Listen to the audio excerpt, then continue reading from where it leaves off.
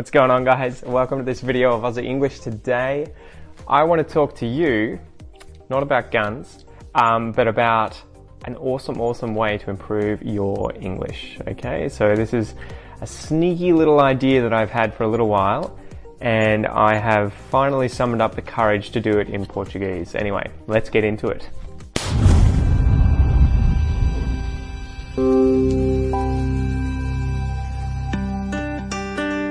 Damn, that was loud. Anyway, so the idea is to start your own YouTube channel, right? You guys might be thinking, what the hell are you talking about? But for a while, I have thought about doing this with Portuguese, and I finally did that the other day, and I wanted to tell you about my experience and why I think and how I think this is something important that you could do to improve your English, okay? So my story, I obviously am married to a Portuguese speaker from Brazil, and I have been learning Portuguese ever since I started doing jiu-jitsu.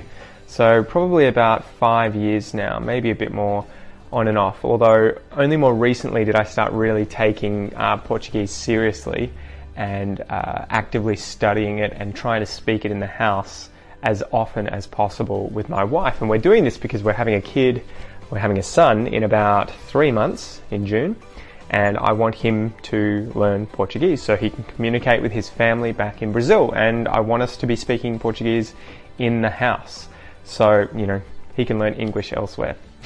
We're in Australia, so he's going to have plenty of access to English, but not as much to Portuguese. Anyway, I've tried many different methods for learning Portuguese and trying to improve my Portuguese, and a big thing that I've found that has helped me, at least, I'm obviously, as you're watching this on YouTube, I'm incredibly motivated by creating content to help other people on YouTube. And so, like you and English, I struggle quite often with trying to find interesting ways of studying Portuguese. You know, I read books, I watch TV shows, I watch YouTube videos, I read blogs, I get on Reddit, I talk to people, but not all of them are that interesting, and it feels more like hard work than it does something enjoyable, right? And you don't want it to become a chore. You want to enjoy the studying process.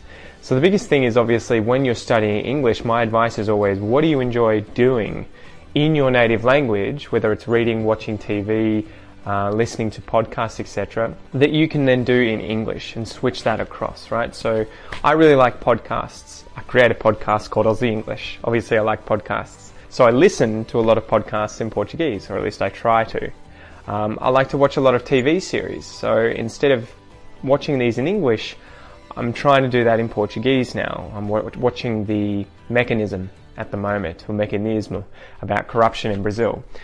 And so I'm constantly trying to find ways of doing what I already do in English and what I already enjoy doing, and converting this into Portuguese, because I want to spend as much of my day as possible in Portuguese, right? That is the way that you get to a very deep level in a language. You can't kind of treat it as a little hobby where you only do a little bit here and there and then stick to your main language for the majority of the time. I was watching one language teacher recently, and he was saying you need to spend more than 50% of your time in the language you're learning, and for you to become competent and very proficient in that language, you need to spend more than 50% of your time in that language for 5 years or more. And, you know, obviously this is just a rough thing, but he was trying to show that it is a serious commitment and that it takes a lot of time. And this is why I think it's so important to obviously find things you enjoy doing and doing them in the language you're trying to learn, instead of, like me, quite often going back and looking for the materials I like in English. You know, it's easy to fall back on your native language. But yeah. Anyway, so onto YouTube. What I did recently was I decided to bite the bullet.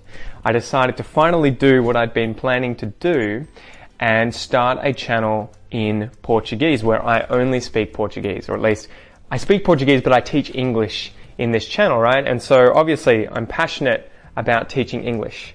I'm passionate about YouTube and online education. I'm passionate about learning Portuguese and speaking Portuguese. And so an obvious way of combining these things was creating a YouTube channel. So what did I do? Well, I'm already making videos in English, right? Teaching you guys stuff in English. So for the ones that I at least write a transcript out for, or a script, I plan them ahead of time. I have a subject, I have the dot points about what I'm going to talk about.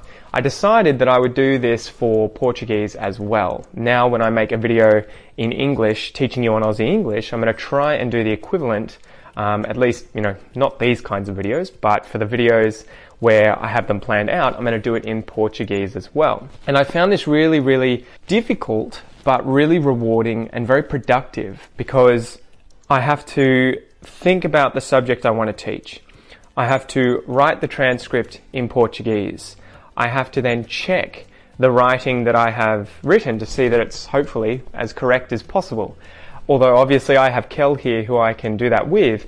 You can do this online with websites like Lang8, where you can upload any writing to have corrected by native speakers. That's Lang8. I'll put a link below. There are plenty of other websites too, like italki or GoSpeaky, where you can find language partners to do exchanges with, and obviously you could get them to correct your work. So there's plenty of ways of doing this for free.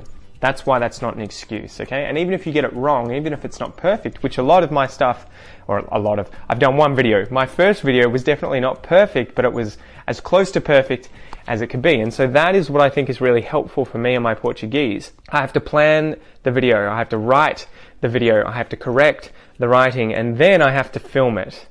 And so that process is definitely not the same as this process, where I can just think off the top of my head, I can just talk, I do very few cuts. In Portuguese, I make a lot of errors, I mispronounce things, I use the wrong grammar, I have to repeat things, I forget what I'm trying to say. It's difficult, but it's very rewarding. And when I got my first video published the other day, where I was teaching 10 slang terms in English, it came out so much better than I was expecting.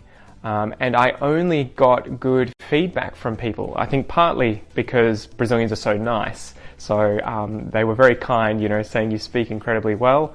They're not very critical. They're not very horrible. So thank you so much, Brazilians. You guys are lovely. But yeah, it was really encouraging, and it made me want to do more and more and more. And it's something that I really enjoy doing. So it's not a chore. All right, so finishing up the video, how do I think you guys can apply this when learning English yourselves? I think you guys can all make a YouTube channel. If you have a phone, I'm filming on my phone right now. If you have a phone, you can film audio. I have this cheap little mic here. You don't even need a mic, really. You can record audio and video on the phone without any other extra devices. You can upload it to YouTube on your phone. So my point here is the technology is not a barrier to making a YouTube channel. We all have access to what we need in order to make a YouTube channel. Obviously, you can spend more money and improve the technology you have, but to begin with, that's not that important. Secondly, I think that it'll help you improve your English if you are teaching English in your own language. So that's one way of doing it. You could think, okay, my native language is Mandarin Chinese or Cantonese Chinese, right?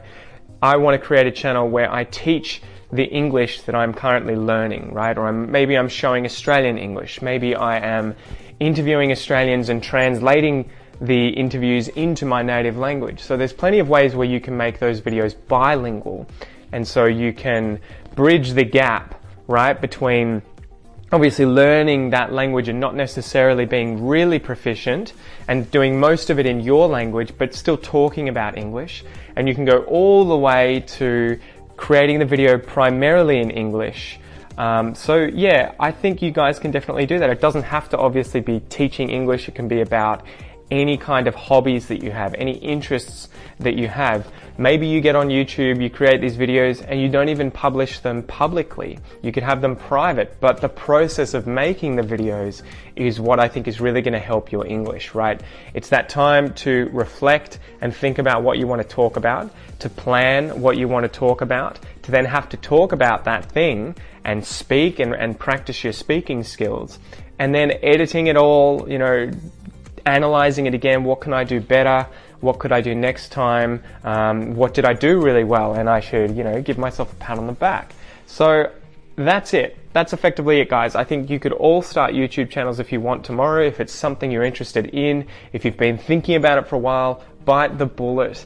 Do it, right? It's really rewarding, and I assure you the feedback you're going to get from people is by and large going to be positive. I rarely ever get comments criticizing me, saying that I'm a horrible person, my Portuguese is horrible, my channel sucks. It never happens, right?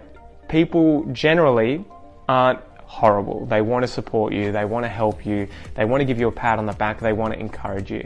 So that's it for the video, guys. Gone to about 10 minutes here. I hope it helps, I hope it's interesting, and I would love to know what you think in a comment below. And tell me, what would you start a YouTube channel about if you could start a channel today? Okay? Anyway, I'm Pete from Aussie English. Thanks for joining me, and I'll see you soon. Peace.